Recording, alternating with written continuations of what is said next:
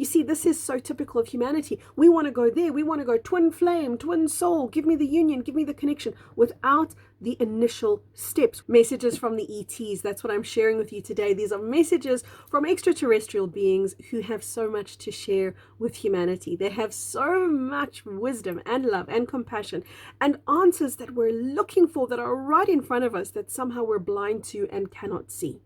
Before I share those messages with you, let me just let you know that the galactics, the ETs with whom I connect, these are beings of 5, 6, 7D consciousness and beyond. So what this means is that when they share their wisdom, they're doing it from a place of non-judgment, absolute neutrality. They're doing it from a place of, and this is really beautiful, This is something that every time I speak to them, every time I connect with them, it hits me in the heart and it elevates me. It's this. It's when they share messages with us from a place of honoring, from a place of acknowledging our divine wisdom.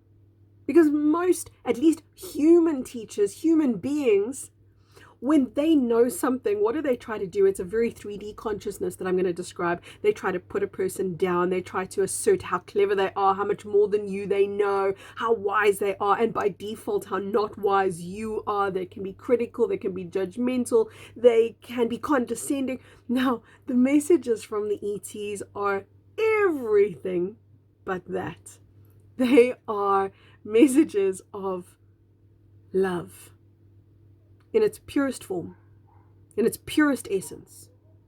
Of course, if they don't resonate with you, leave them and move on. And if they do, grab them with both hands, pick them up and hold them, because this message is for you. This is messages that you've been asking for, that you've been looking for, that you've looked at the world around you and said, why is it like this?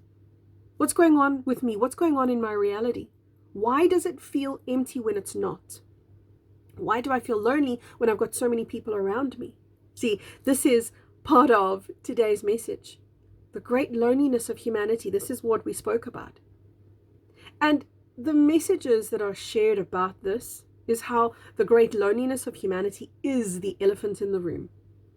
It is the deepest trauma and pain that humanity can suffer, that humanity can endure.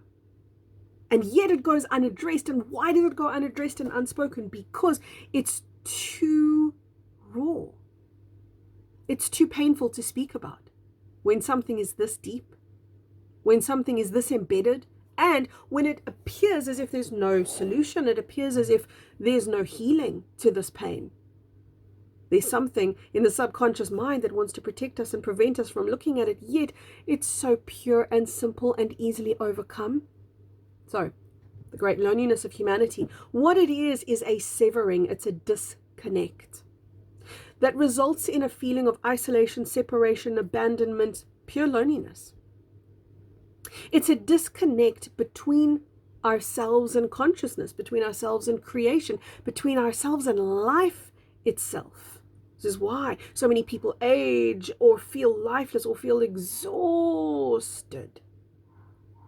There can be this energy that seeps in every day, and eventually it wears you down and it wears you out. Just a little drop a day over every day of your life, over many years of your life. This eventually leads to a place of extreme depletion.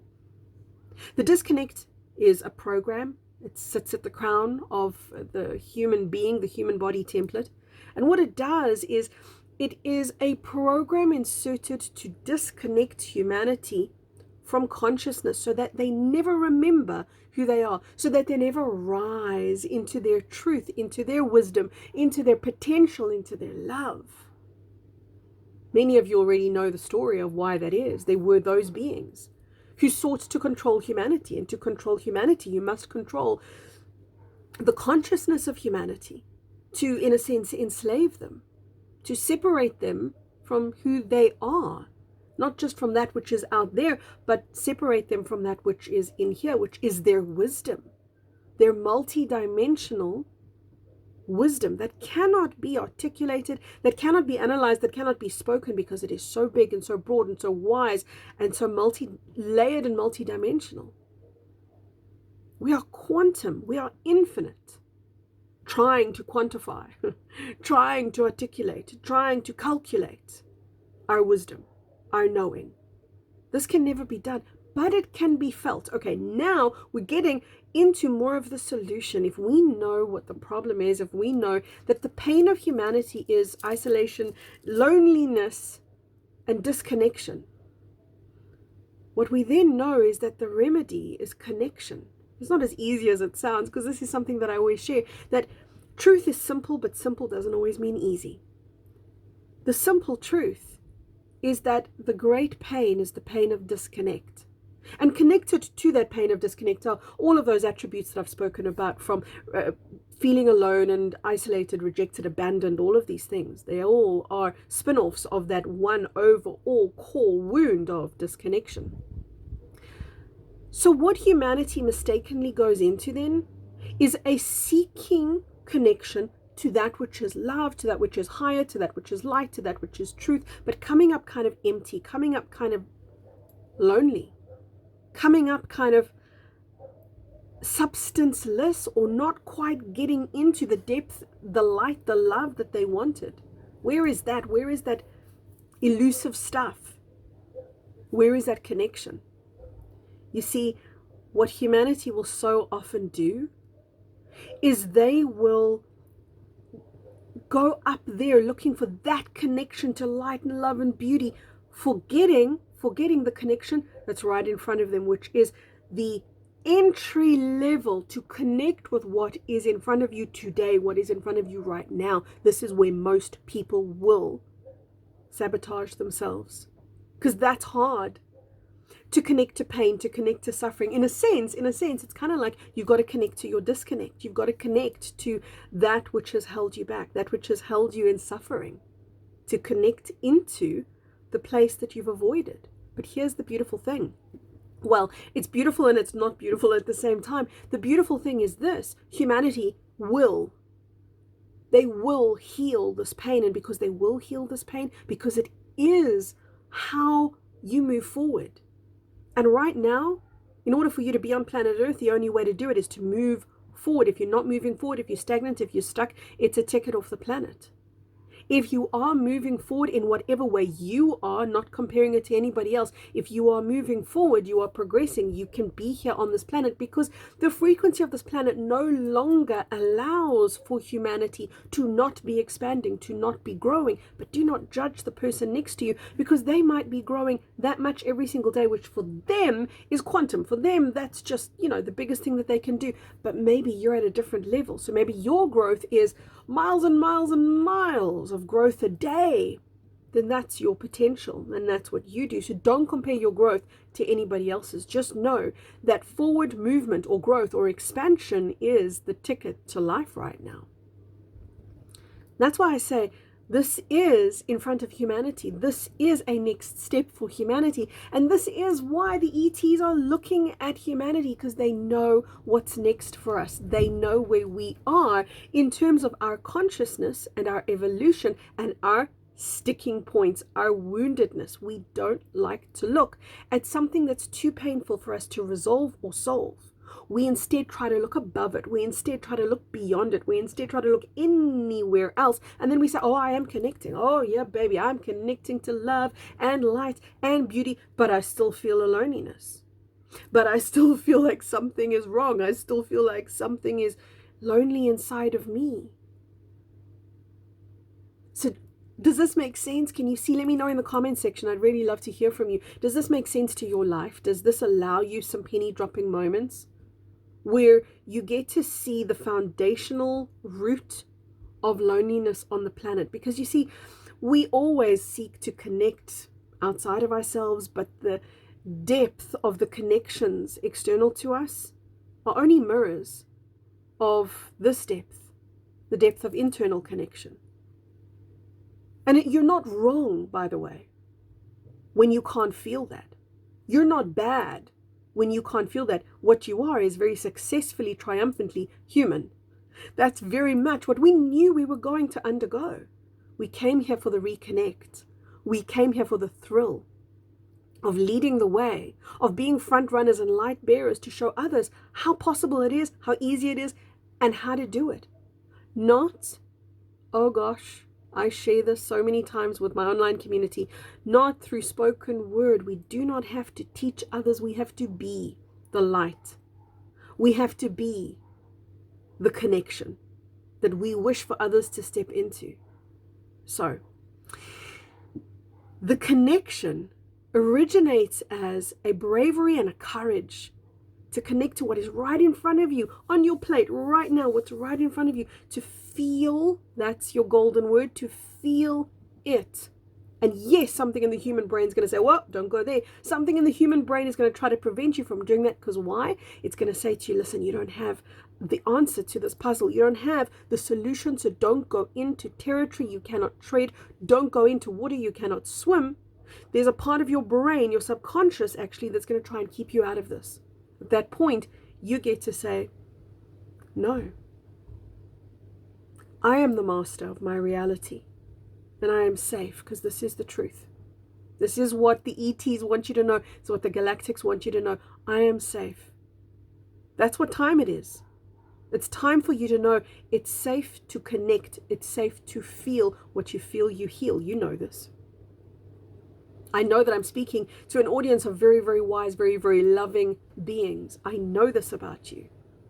So it's time for you to really embrace the courage and the wisdom and the bravery that you have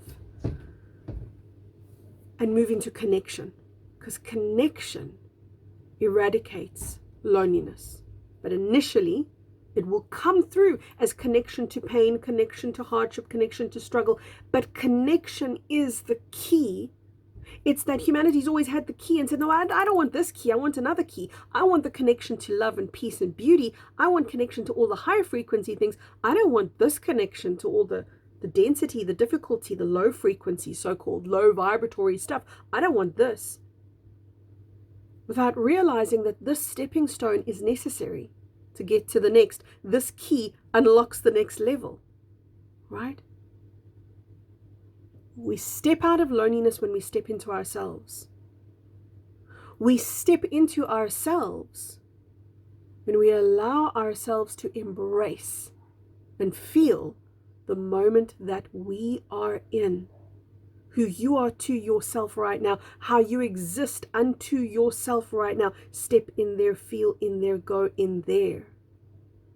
That's connection.